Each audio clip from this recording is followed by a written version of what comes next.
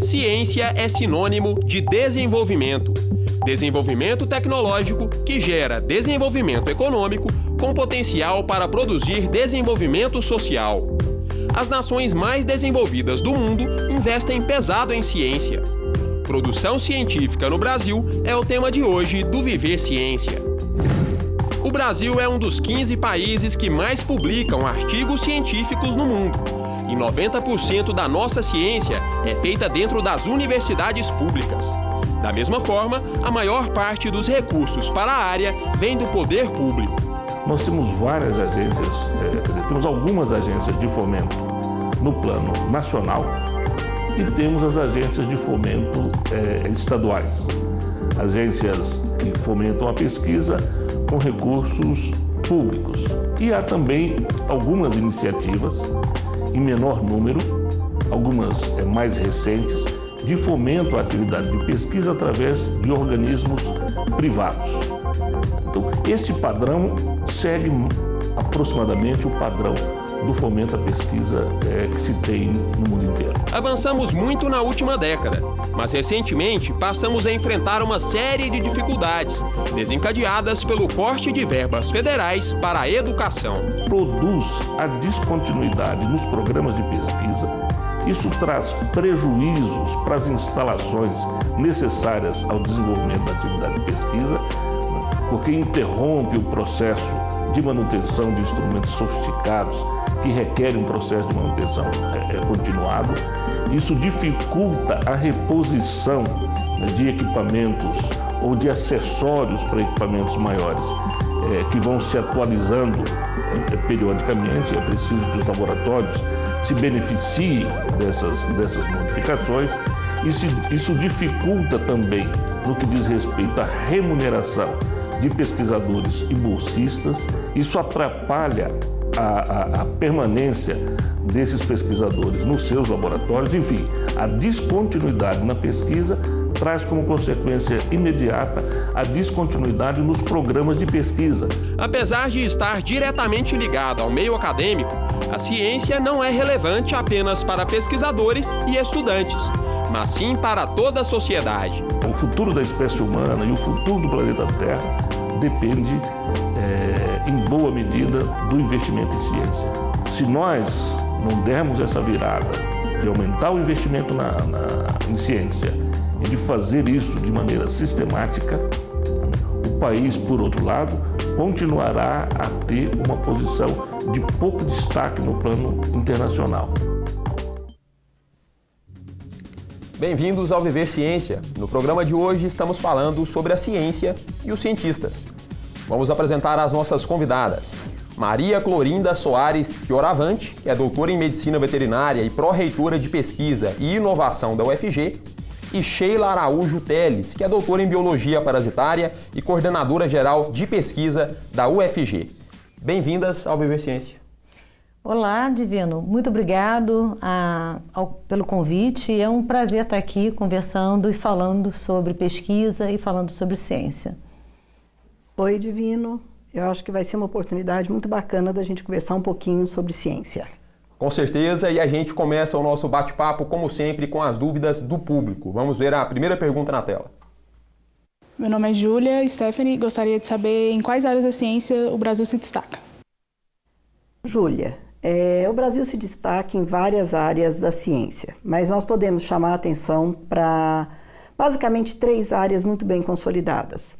O agronegócio e toda a pesquisa relacionada à pecuária, agricultura de precisão, rendimento em termos de produção de carne, de leite. Uma segunda área muitíssimo importante é a pesquisa de petróleo em águas profundas. E também não podemos deixar de esquecer toda a trajetória tecnológica da Embraer.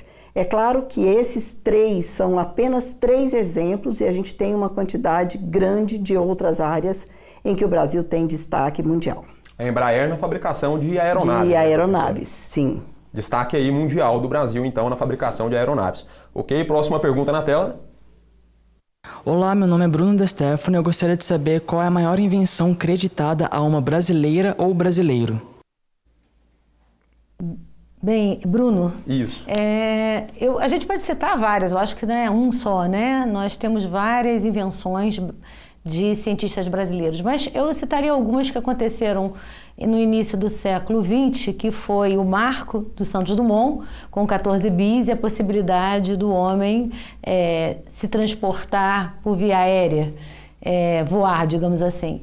E logo depois, até a metade do século XX também, a descoberta, a invenção do Dr. Manuel Abreu, que foi a abreografia. Eu acho que a abreografia, que é uma radiografia de pulmão, ela ajudou muito no diagnóstico de doenças pulmonares, principalmente a tuberculose, que era uma doença hiperendêmica no Brasil naquela época. Então eu destaco essas duas. Mais recentemente, eu acho que a gente não pode deixar de comentar e falar sobre a relação do Zika vírus e da microencefalia, que foi uma descoberta de uma pesquisadora,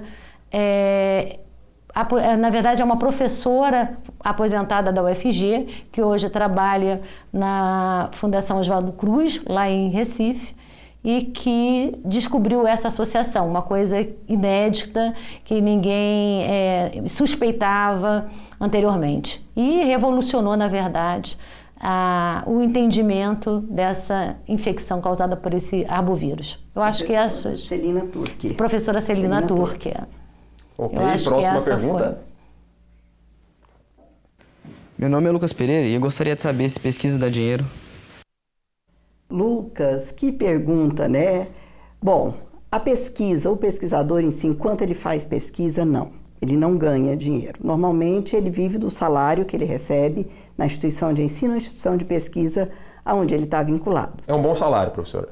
Depende de onde você está, tá? Depende de que instituição você está. Normalmente, nas federais, a gente tem uma remuneração que eu diria adequada, mas inferior a outros países desenvolvidos no mundo.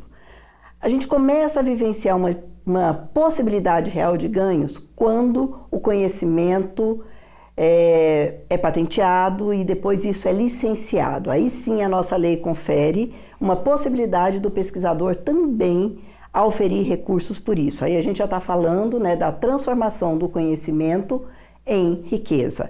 Então, quando chega nessa etapa, aí sim existe alguma chance, né, do cientista também se beneficiar em termos de remuneração. Ok, o Viver Ciência faz agora o seu primeiro intervalo. Continue com a gente. Ainda hoje, você vai conhecer melhor o trabalho do pesquisador no Brasil. E no quadro Casulo de Ideias, Ana Beatriz fala sobre a importância da ciência. Que tipo de coisa que você acha que ele constrói? Prédio, parede e casa. Bom, esse aí será que não é o engenheiro ou o pedreiro, não?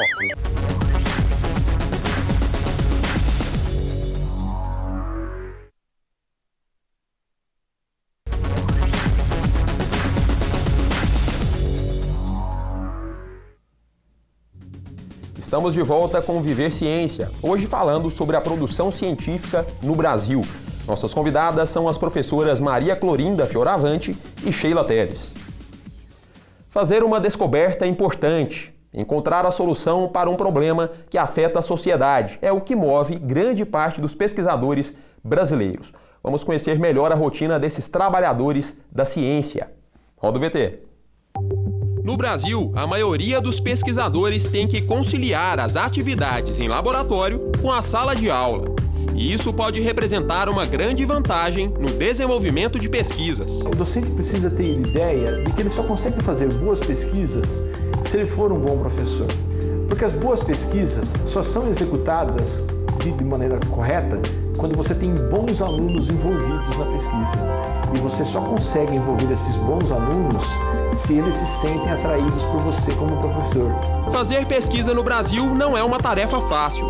Nos últimos anos, nossos pesquisadores vêm enfrentando reduções de verbas para a educação superior e, consequentemente, para a pesquisa. Isso sem contar a competitividade do meio, os prazos apertados e a alta carga de trabalho.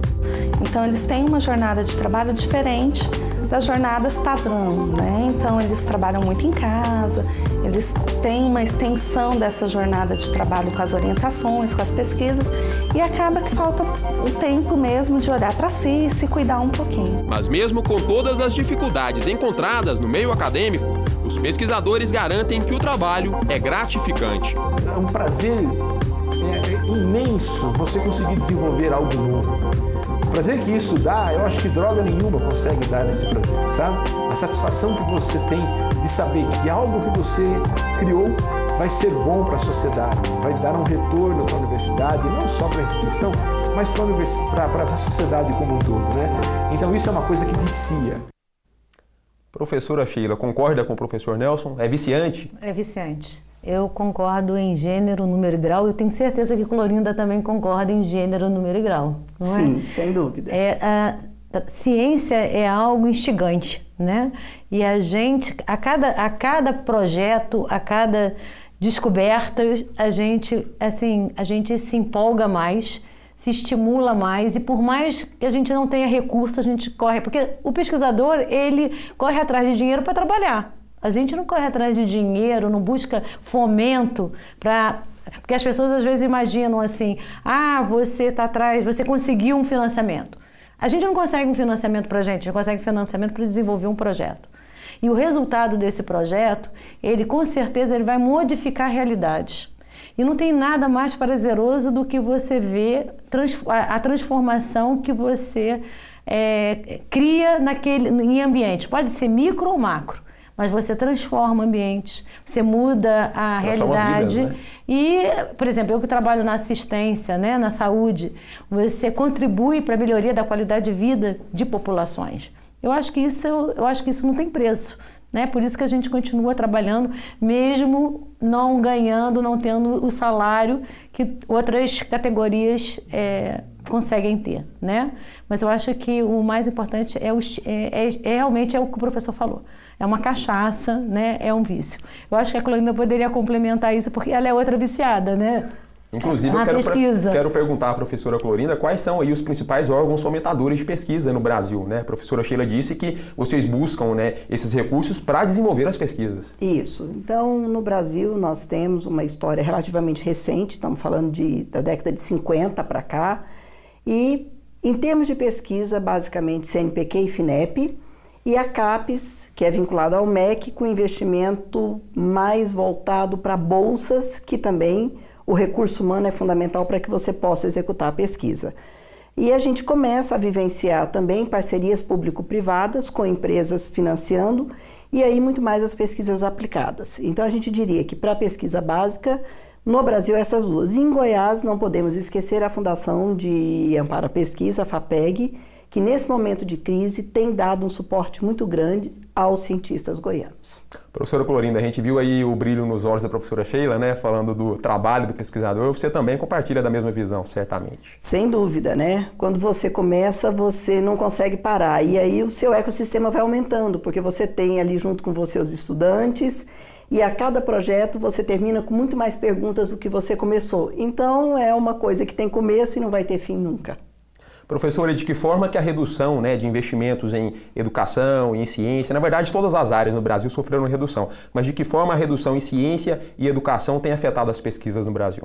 Na verdade é um equívoco, né? Isso não é gasto, isso é investimento. Todos os países do mundo, na crise, eles aumentam esse investimento porque você investir em educação, principalmente você investir em ciência, significa retorno econômico para o país. Então, além do que já foi falado, né, na primeira parte do programa, um outro efeito colateral muito negativo é os grandes cérebros jovens que a gente tem no país, que quando deixam de encontrar essa condição de trabalho, eles vão embora. Então, além da gente ter a descontinuidade das pesquisas, provavelmente nós vamos perder cientistas brilhantes para outros países, aonde não existe esse estresse de não ter o dinheiro para fazer sua pesquisa. Acabamos exportando os nossos talentos, então, para outros locais. Sem dúvida. Infelizmente. Essa é uma realidade. E do jeito que as coisas vão caminhando, eu acho que a tendência é de crescimento, né? De perdas. Ok, o Viver Ciência faz agora mais um intervalo rapidinho. No próximo bloco tem Casulo de Ideias. Fique ligado no Viver Ciência, volta já.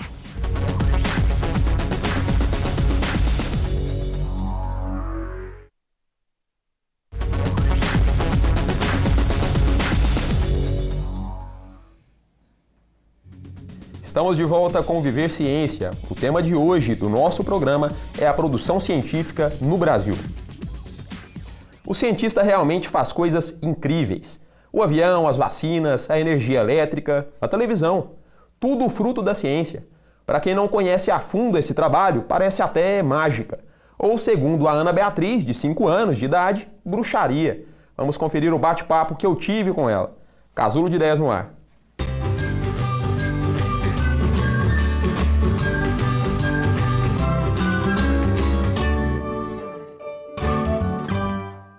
Eu me chamo Ana Beatriz e eu tenho 5 anos. Ana Beatriz, qual é o trabalho do cientista? Você sabe? Ele fica construindo algumas coisas. Isso mesmo. Que tipo de coisa que você acha que ele constrói? Prédio, parede e casa. Bom, esse aí será que não é o engenheiro ou o pedreiro, não? Você já viu algum desenho que tem cientista? Cientista no laboratório? Sim. Viu? Sim. E o que ele faz lá no laboratório? Ele fica fazendo experiência. Que tipo de experiência? Ele faz um tipo de experiência de fazer aquelas coisas que a gente coloca um pouco de cada, que aí vira uma coisa muito diferente. Que coisas são essas que ele mistura? Ingrediente especial, tipo asa de barata, barba, aí pega uma maçã cortada e coloca junto com um ingrediente especial. Aí vira o quê? Aí vira poção.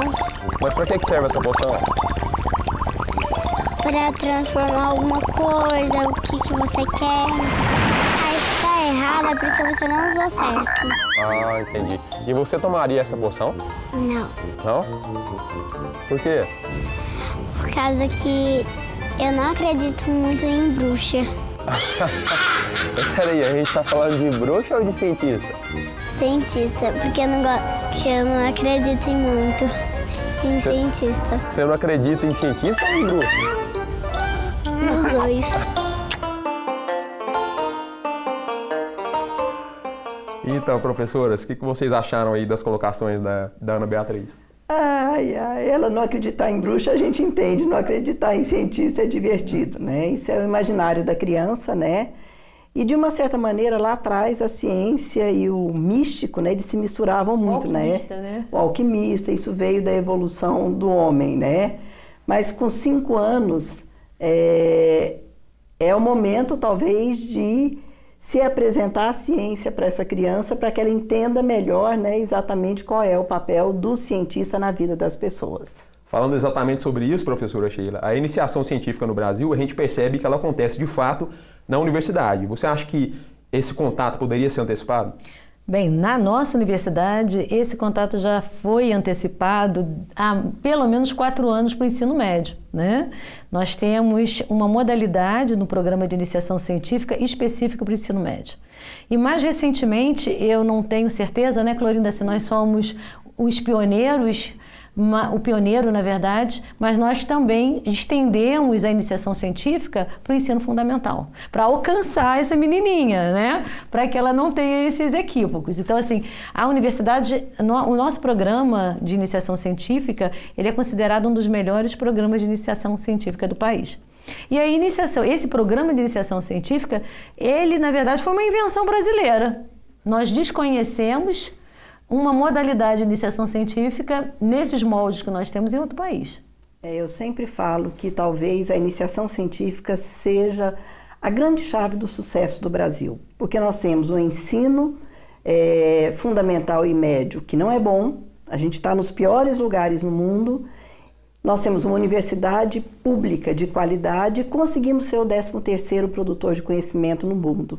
Então eu brinco, eu falo sempre, quem é que conseguiu fazer isso? no meu ponto de vista, foi a iniciação científica, que ela traz o jovem mais cedo.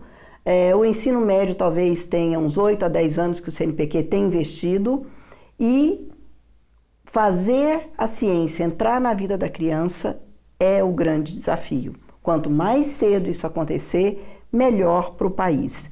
E o Brasil é muito ruim de educação científica. Por isso que a gente tem tão poucos engenheiros, por isso que nós temos muita gente sendo formadas em áreas como administração e direito e menos pessoas formadas nessas áreas chamadas mais duras.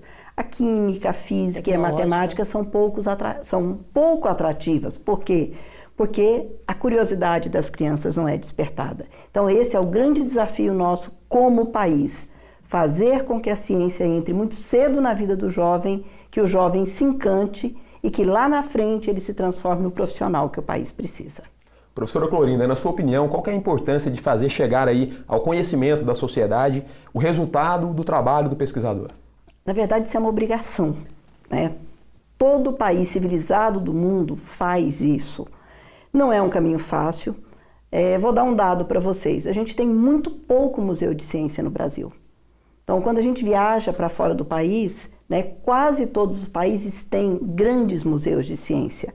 A gente tem alguma coisa no Rio Grande do Sul, tem um museu muito bacana em São Paulo. Por quê? Porque a ciência não faz parte do dia a dia do brasileiro. Então, isso precisa ser mudado. Do mesmo jeito que a gente precisa melhorar a capacidade de transformar o conhecimento em mudanças econômicas, em melhores políticas públicas, nós precisamos também fazer com que a população entenda que hoje o mundo como o conhecemos só é assim porque existe ciência, porque tem muitas pessoas nesse momento trabalhando para produzir um mundo melhor. Infelizmente, o nosso programa chegou ao fim. Professora Maria Clorinda Fioravante, muito obrigado pela participação no Viver Ciência. O prazer foi todo meu. Professora Sheila Teles, obrigado pela presença. O prazer foi todo meu. O prazer foi nosso, na verdade. E muito obrigado a você que nos acompanhou até aqui pela TV e pela internet. Esse episódio já está disponível no nosso Facebook e em breve também vai estar na íntegra no nosso canal no YouTube. A 5ª temporada do Viver Ciência termina aqui. Muito obrigado pela atenção, um abraço e até a próxima. Tchau!